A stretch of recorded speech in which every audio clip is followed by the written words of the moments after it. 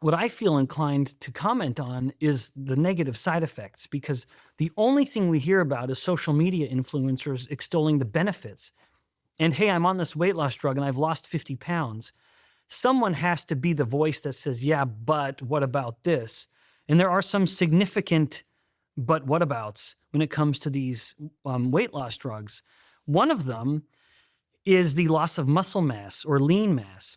You've mentioned a couple papers from the New England Journal of Medicine, a paper a couple years ago from what was called the Step 5 trials looking at these drugs.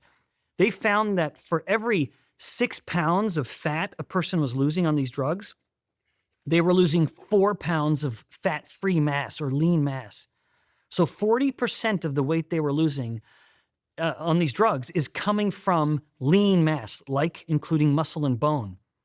So there are now case reports of young, healthy women who were overweight, who go on the drug for some period of time, and after they get diagnosed with osteoporosis, where they have eroded their bone health, they're losing lean mass. So again, They've eroded their bone health. yeah, so 40% of the weight that people are losing on these drugs appears to, at these high doses, is coming from lean mass.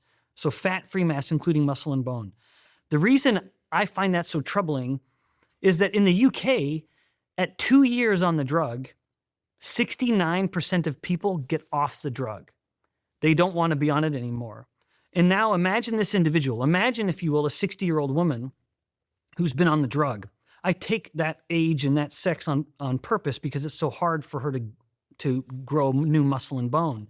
Let's say she's been on this drug for a year and she's lost 20 kilos. Well, 40% of that will have come from her lean mass, and 60% of it came from her fat. And then when she gets off the drug, now all of a sudden, her lean mass, her muscle and bone, that's never coming back.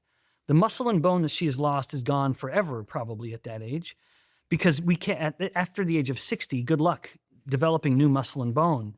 But what can come back rapidly is the fat mass. And so at 2 years, she decides to get off the drug, which again, about 70% of people do. They're going to gain that fat back, but they're not going to gain their muscle and bone back.